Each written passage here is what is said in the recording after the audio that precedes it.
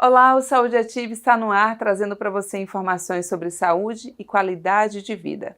E no programa de hoje recebemos o Dr. Marcelo Bonanza, que vai falar sobre o autismo. E você também vai conferir um vídeo institucional do Ministério da Saúde. Fiquem conosco. Dr. Marcelo, seja bem-vindo ao programa Saúde Ativa. Muito obrigado. Vamos começar esclarecendo para as pessoas, Dr. Marcelo, o que seria o autismo? Bom, o autismo hoje é classificado como o transtorno do espectro autista. Então, é um transtorno neuropsíquico, é um transtorno que abrange todas as possibilidades de transtornos globais do neurodesenvolvimento. E pode estar associado a alguns sintomas ou déficits sensoriais, déficits cognitivos, déficits da linguagem, déficits da inteligência, do intelecto, do coeficiente de inteligência e comportamentais. Então esses transtornos globais do neurodesenvolvimento que começa a sinalizar na primeira infância já pode demonstrar que aquela criança, que aquela pessoa pode ter um transtorno global, um transtorno mental, um transtorno psíquico. E isso pode ter vários níveis e pode desenvolver ao longo da adolescência e não ser detectado ou diagnosticado e pode também apresentar já nos adultos, onde não foram vistos esses transtornos globais e daí poder ser diagnosticado o transtorno do espectro autista no adulto. Mas geralmente ocorre e já demonstra na primeira infância. Doutor, então isso quer dizer que a pessoa nasce autista, há a possibilidade de ela nascer uma criança normal e depois se tornar autista? Então, a gente chama de uma criança do tipo genético, que é o tipo 1, o autismo genético, que ele já nasce um neuroatípico e ele já demonstra esses sinais logo ao nascer nas primeiras faixas etárias do desenvolvimento, são os marcos regulatórios. Então, ele às vezes não vai fazer mímica, vai ter ausência auditiva, ausência visual, então esse é considerado como se fosse o autismo tipo 1 genético, ele já apresenta um transtorno esse polimorfismo genético que já demonstra que ele é um neuroatípico ou uma criança que tem uma neuroatipia já ao nascer.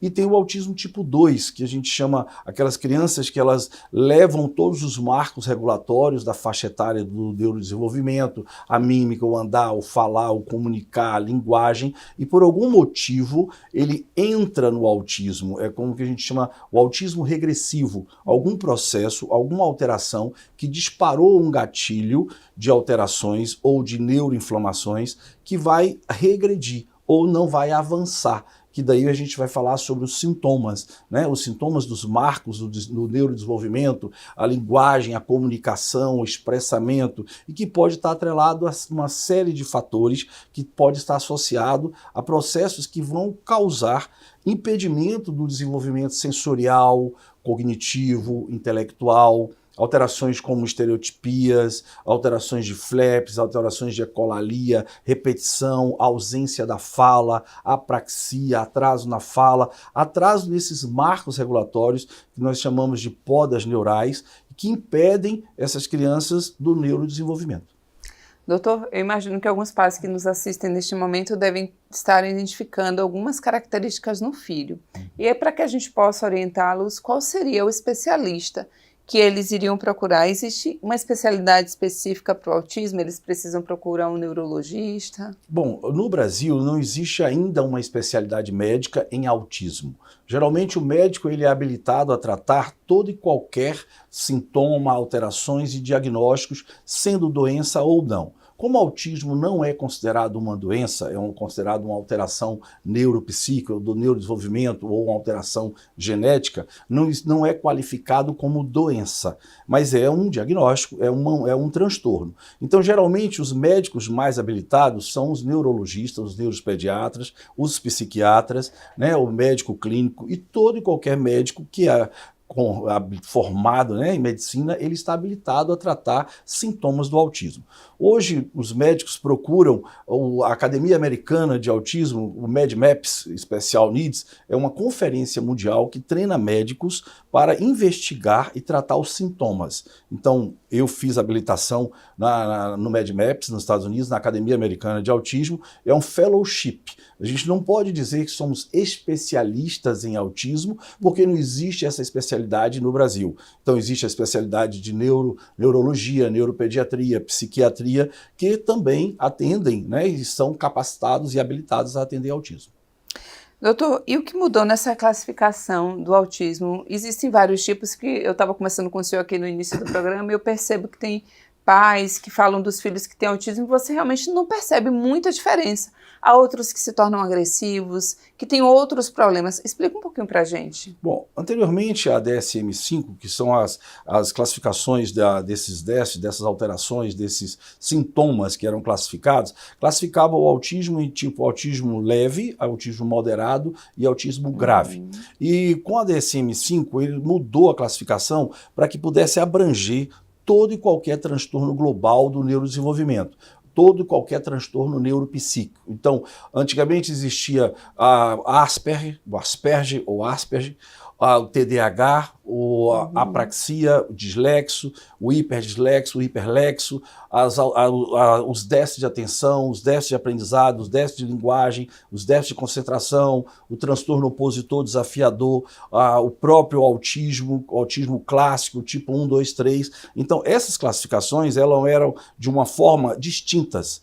Com o DSM-5, ele passou a abranger todo o transtorno global. Por isso que o nome hoje se chama transtorno do espectro autista. Então, toda criança que apresentar uma deficiência comportamental, sensorial, cognitiva, intelectual, com ou sem deficiência intelectual, com ou sem deficiência da linguagem verbal ou não verbal, hoje ela está dentro dessa classificação. Então, o TDAH hoje está dentro da classificação do TEA. A criança que tem atraso na fala, com atraso de linguagem, está dentro da classificação do TEA. Então, o CID-11 hoje abrange todos esses transtornos sensoriais, comportamentais, cognitivos e intelectuais. Então, passa a ser um grande leque, um grande guarda-chuva para que essas crianças, essas pessoas tenham direitos. Então, essa primeira classificação, que foi a DSM-1, até chegar a essa nova classificação que foi modificada, não é atual, já é desde 2013, foi justamente foi uma conferência mundial onde 2.000 médicos se reuniram com o apoio da Organização Mundial de Saúde, o Congresso de Saúde Mental nos Estados Unidos, e modificou essa classificação internacional para que todas as crianças tivessem direito à inclusão e ao tratamento, principalmente as operadoras de seguro de saúde, para que pudesse abranger. Então, antes o TDAH não tinha o direito à terapia com ABA. Antes, algumas outras crianças com atraso na fala não tinham direito à terapia de integração sensorial, não tinha direito ao fonoaudiólogo com neurofeedback, com tecnologias, com estimulação reorganizacional. Então, essas diferenças distintas de comportamento ou de sintomas acabavam excluindo a criança e impedindo que ela pudesse ter um desenvolvimento de uma estimulação de neuroplasticidade como qualquer outra criança que estivesse dentro desse diagnóstico de neuroatípico. Então, para que não tivesse distinção e que todos tivessem direitos igualitários, abrangeu esse leque de diagnóstico para que todos estivessem dentro desse guarda-chuva de proteção que é o direito à inclusão social. Doutor, de toda essa explicação, inclusive, que o senhor nos deu agora, nas minhas lembranças, realmente, eu não ouvia falar muito de crianças autistas.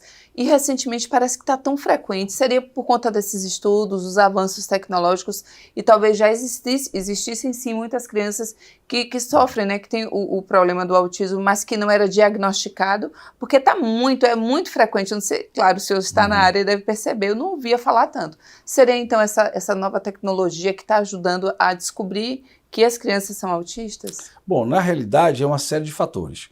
Quando eu me formei em medicina, em 2000, eu tenho 23 anos de formado, a classificação era 1 para cada 2.000 crianças. Quando eu comecei a estudar sobre o autismo, em 2014, eu já estava 1 para 99. E já existia uma estatística que iria 1 para 78, 1 para 66. Ao longo do meu fellow, dos processos que eu ia para os Estados Unidos, isso já estava estatisticamente programado para 1 para 66, 1 para 46. Atualmente, a Organização Mundial de Saúde já publicou a cada 100 crianças que nascem, 36 crianças neurotípicas, uma já vai ser neuroatípico. Ou seja, hoje já está 1 para 36.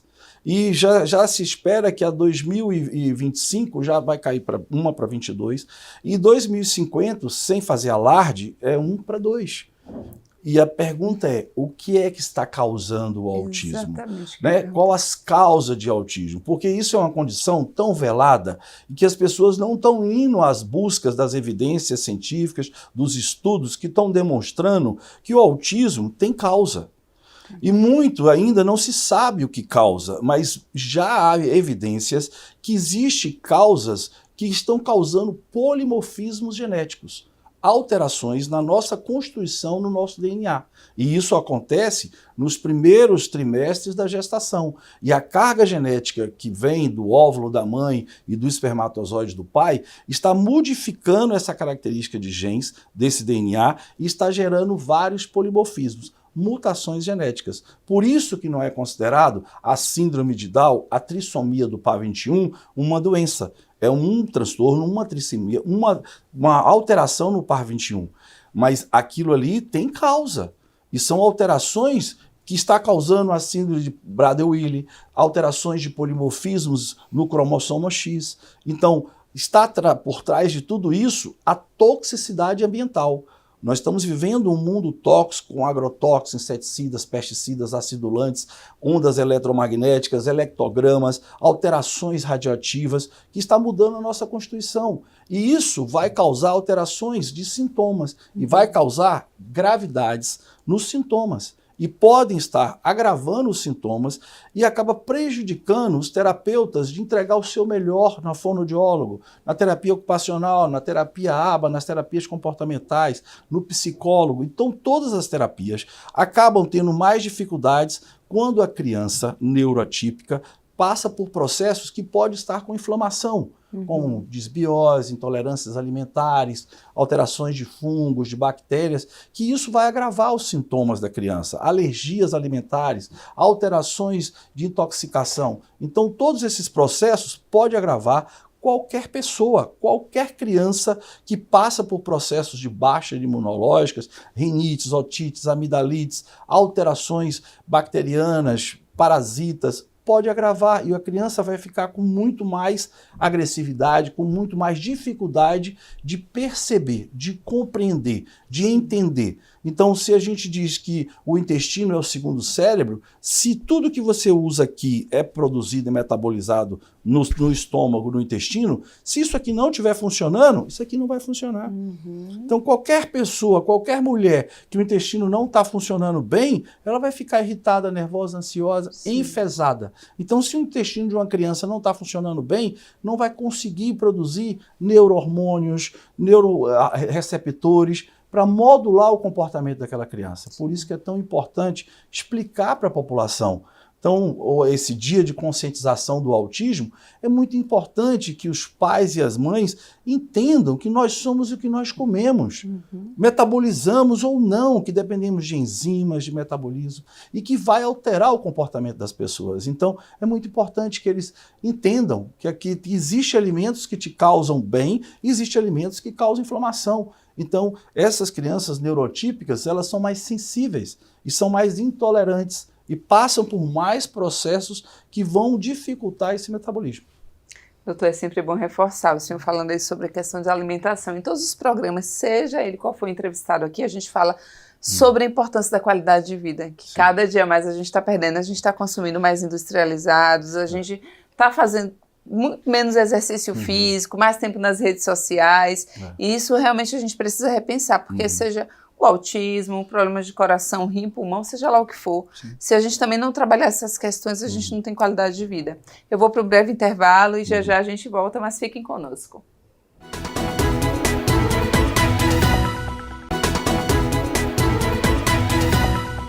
Estamos de volta com o Saúde Ativa após um breve intervalo e hoje recebemos o médico Dr. Marcelo Bonanza. Estamos falando sobre autismo. Mas se você perdeu o primeiro bloco, não tem problema algum. Vai lá no nosso canal do YouTube, coloca Câmara Municipal de Aracaju e você pode assistir a reprise. Doutor, a gente estava falando sobre os aumentos de casos, mas há uma pergunta. há possibilidade que se em uma família a gente tem um caso de autismo, maior seria a incidência de ter outros casos do que uma família que ainda não tem? Bom, isso seria um alarde, às vezes a população fica com mais medo ainda, né? Falando em estatística, se você for falar que aquela causa daquela criança no autismo foi genético, então hoje o autismo também é genético. Então o autismo não é só genético, ok? Então 26% hoje, estatisticamente falando, tem causa genética. Então se aquela criança tiver um autismo tipo genético, então é interessante que a família que queira, né, programar um novo filho, uma nova filha, passe por um geneticista e faça uma investigação, se vê se há uma compatibilidade, uma incompatibilidade. Tem diversas variáveis que pode alterar e pode aumentar o risco ou minimizar o risco. É claro que hoje tem tratamentos que falam que você consegue minimizar 11% numa pré-concepção, onde uma orientação de alimentação, de alterações de antibióticos, de remédios, de uma série de contextos de estresse, de modulação, vai diminuir o risco para um gatilho em uma alteração. Então, falando estatisticamente, sim. Mas para que as pessoas não tenham medo de ter filhos, sim, porque o filho é uma bênção, certo? É uma alegria na vida do casal, na vida da família, da procriação, de tudo que você constrói e você quer. Então não precisamos ter medo de ter filhos autistas, né? Mesmo porque o filho é sempre uma bênção. Sim. O que a gente precisa é lutar pelos direitos dessas crianças, amar e entender que talvez esse mundo não esteja preparado para receber essas crianças e nós precisamos preparar esse mundo, respeitar os direitos que elas têm e entender que eles são neurodivergentes.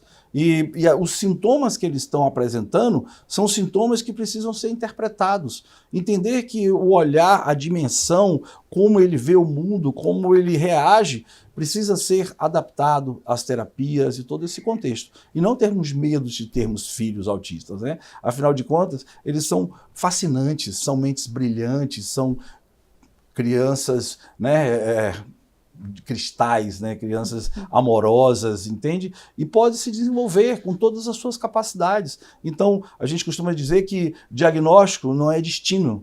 Não. Você não pode rotular uma pessoa ou dizer que você vai ter um filho autista, que você não vai engravidar porque você pode ter outro filho autista. E qual o problema? Então, você tem uma criança com síndrome de Down, você vai deixar de engravidar porque com medo de você ter outra criança? Então, as crianças com síndrome de Down são crianças brilhantes, são crianças amáveis, né? Então, nós não podemos ter medo de gerar outro filho por qualquer outra situação. E ainda mais que o autismo não é uma doença, não é? Então, ele precisa, sim, de um olhar especial, de mais amor, de mais entendimento, de mais direitos, para que a gente possa conseguir fazer com que essa criança desenvolva toda a sua capacidade. Doutor, eu imagino que o tratamento do autista seja dependendo da situação e da necessidade de cada um. Mas o senhor também é homeopata. E, pela nossa conversa anterior, a homeopatia também ajuda aí, né, no tratamento de alguns sintomas. Explica um pouquinho pra gente. Bom, a homeopatia... Primeiro, vamos falar para quem nos assiste o que é homeopatia, doutor. A homeopatia é uma especialidade médica, né, que é o segundo princípio da lei hipocrática, né, do Hipócrates, o criador, do pai da medicina, que tem o princípio dos alopáticos, o princípio dos contrários e o princípio dos semelhantes. Semelhante cura semelhante, é o princípio da similitude. Então, o homeopata encontra na repertorização dos sintomas que aquela pessoa apresenta, seja ele uma agitação, uma insônia, um intestino constipado, obstipado, diarreia, dores inespecíficas que eles não conseguem expressar, ausência de fala, ausência de comunicação, ou manias, tiques, estereotipias, hiperfocos, diversos sintomas que aquela criança pode apresentar, o médico homeopata consegue repertorizar, encontrar no reino do medicamento, mineral, vegetal, animal, um medicamento que, quando utilizado em uma pessoa que não tem aquele sintoma, pode provocar e trataria o sintoma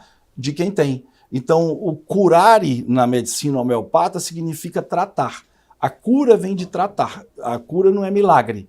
A cura é aquilo que você trata, que você corrige o sintoma, é o remédio de cura. Então, o remédio de cura trata aquele sintoma que a criança apresenta. Então, a homeopatia é um recurso que nós temos que pode ajudar muito aquela criança que está batendo cabeça, que está agressiva, que está raivosa, que está com cólera e fúria, censura, que não lida com frustração, uma criança que não consegue parar para aprender, para concentrar. Então, existem medicamentos na homeopatia, matéria médica, que provoca a correção desses sintomas, do princípio da similitude. Semelhante cura semelhante. E a criança melhora muito para que você consiga, porque uma criança agitada, o terapeuta não consegue, o psicoterapeuta não consegue, o psicopedagogo não consegue, o pedagogo não consegue ensinar, porque ele não para quieto e ele está agitado. Sim. Até que se entenda por que aquela criança está hiperagitada, com hiperfoco, e ele está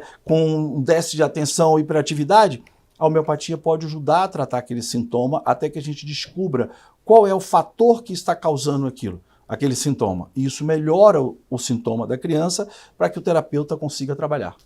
Doutor Marcelo, vamos dar uma pausa agora para a gente assistir um vídeo do Ministério da Saúde. A adolescência é um período de descobertas. Faz parte do momento o desejo por experimentar coisas novas. Justamente por isso, os jovens se tornam tão vulneráveis, principalmente porque o cigarro está presente em grande parte dos eventos sociais. Confira agora estas 5 dicas do Ministério da Saúde para prevenir o tabagismo na adolescência. Saúde Brasil apresenta 5 dicas para conscientizar os jovens sobre os riscos do cigarro. Os jovens são muito vulneráveis às mudanças do mundo e querem mais experimentar. Mas quando o assunto é cigarro, não vale a pena. Vamos às 5 dicas?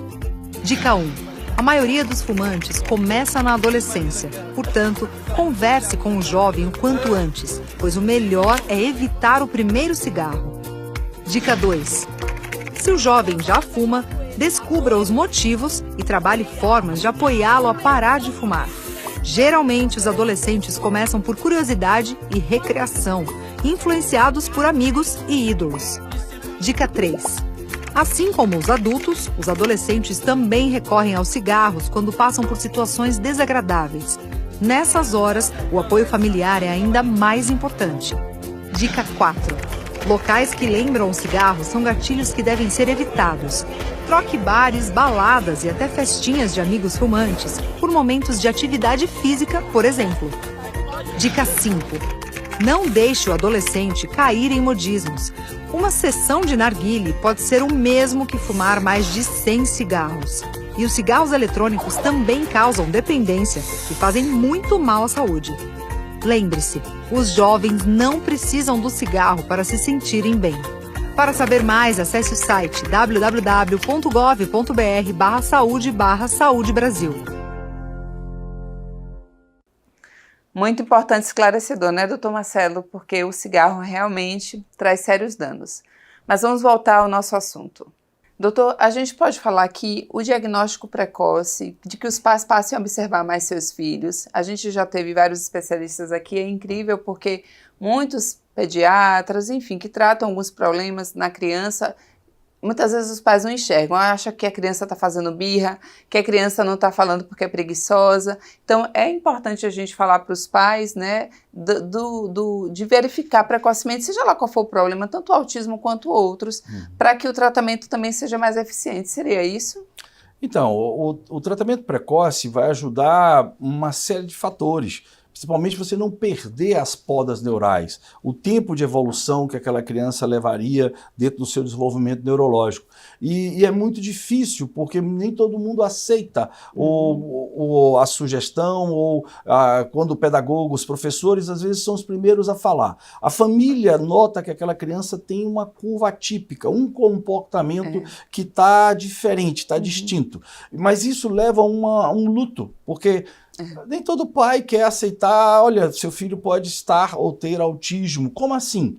há um luto, um baque muito grande. E às vezes até a gente mesmo, como médico, para dar o diagnóstico, é um impacto. A gente já teve vários pacientes que a gente fala, olha, ele tem um transtorno sensorial, um transtorno comportamental, e existem indícios que a gente precisa fazer um questionário para identificar uma avaliação neuropsíquica, um neuropsicólogo para avaliar o comportamento, para poder entrar com o tratamento correto. Mas muita gente nega. Né? Então a primeira coisa é o luto, né? A negação. E isso começa já na família.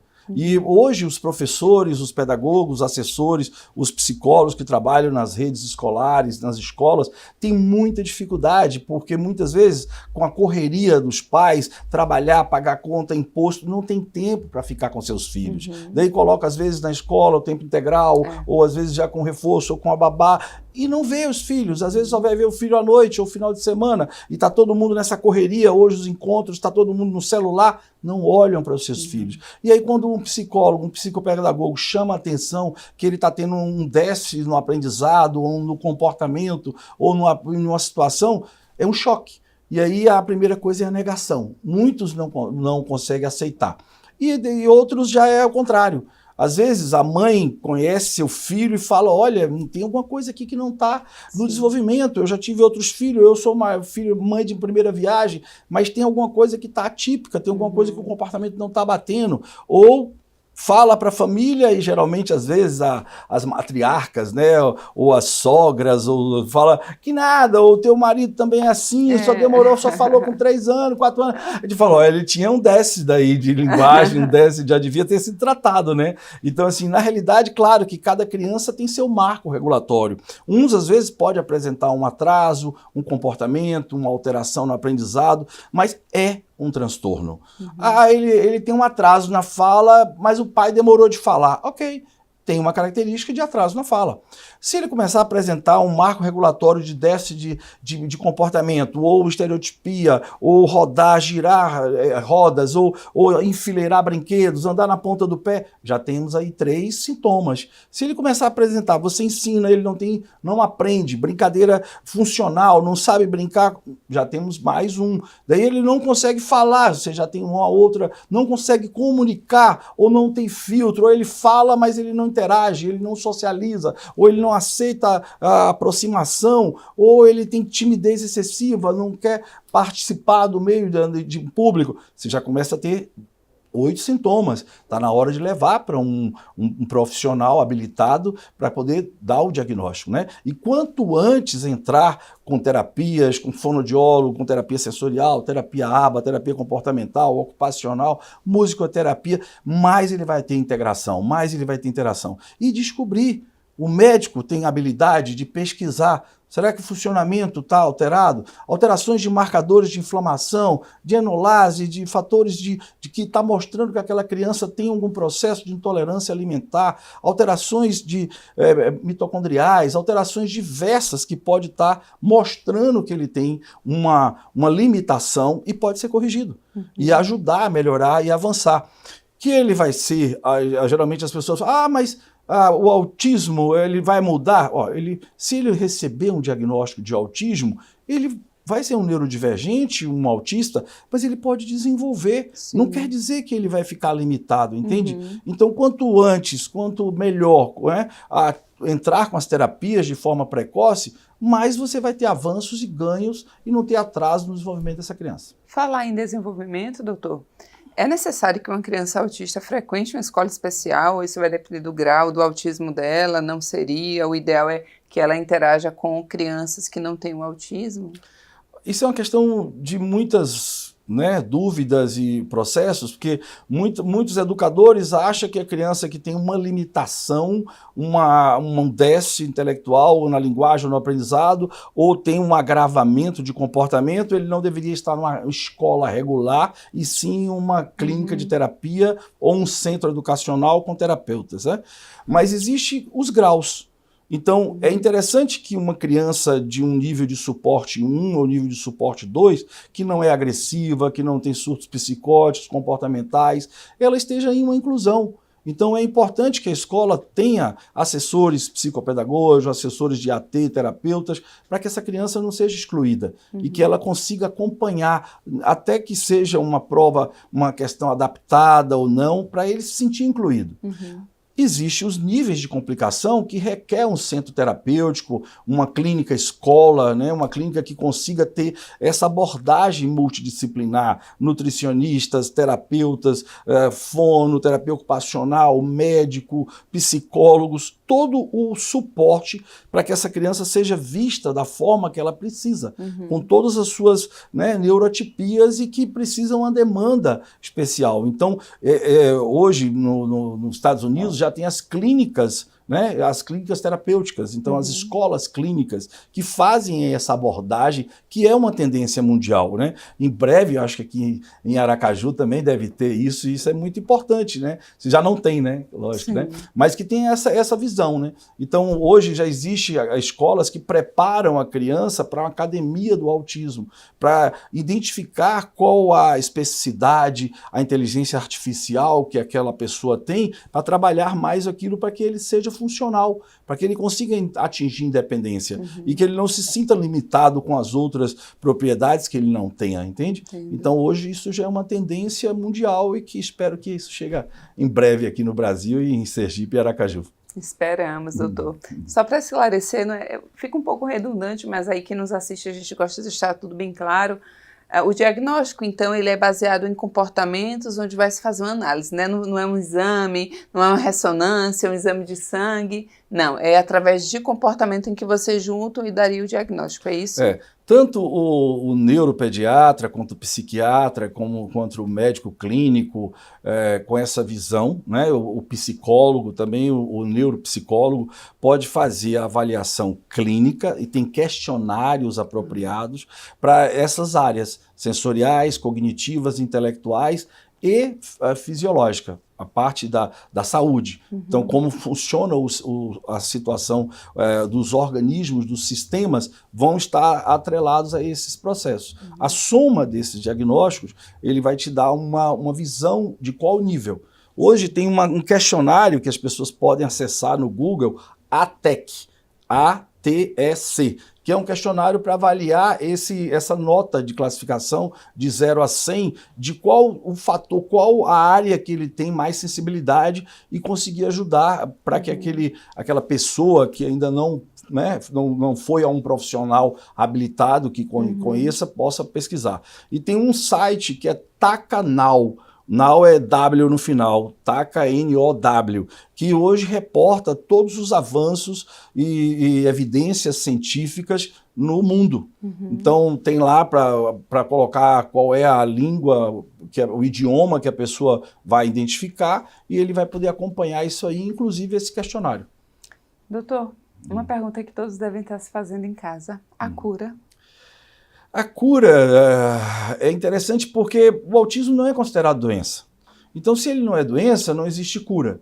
Mas sempre pode melhorar. Então, seja qual for o nível de suporte, 1, 2, 3, leve, moderado, ou grave, ou clássico, ele tem sintomas. E esses sintomas é o objetivo do tratamento. Então, a gente objetiva melhorar o sintoma que esteja impedindo aquela pessoa de desenvolver, seja na questão sensorial, cognitiva, social, de interação, de aprendizado, intelectual, sempre pode melhorar. Então, não é que nós somos positivistas, mas é que hoje a evidência científica demonstra que você pode, como investigar, quais são os exames que pode avaliar, o que pode estar agravando o comportamento daquela pessoa e por que aquilo agrava e corrigir.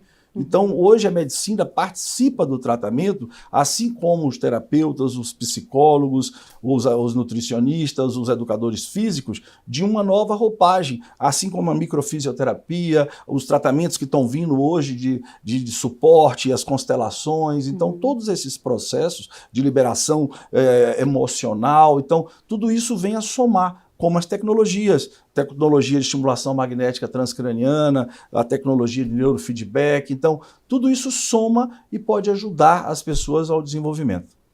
Doutor, para encerrar, ficaria horas ainda batendo papo, esclarecendo dúvidas, mas Fala com o papai e a mamãe que está em casa, que tem um filho autista, que acabou de receber o diagnóstico, acalma o coração deles.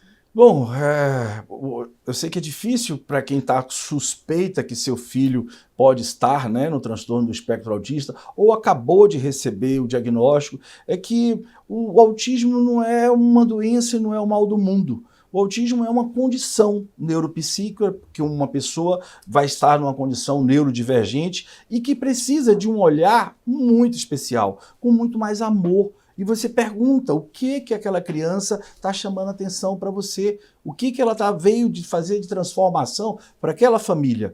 Quais são os conflitos que aquela família está vivendo, que está impactando dentro daquele miasma, dentro daquele campo energético, morfológico, familiar, que está chamando para mais amor, para mais atenção, para mais vida, para mais hábitos saudáveis, para espiritualidade, para acessar o divino criador, né? Para acessar uma alimentação mais saudável, para todos nós, né? Independente de sermos neurodivergentes ou não, neurotípicos ou atípicos, todos nós precisaríamos olhar para isso. Então, acho que olhe para seu filho e veja que você recebeu uma bênção de Deus, né? E independente do diagnóstico, né, não pode rotular uma pessoa, né? Diagnóstico não é destino. Então olhe com mais amor e entrega mais.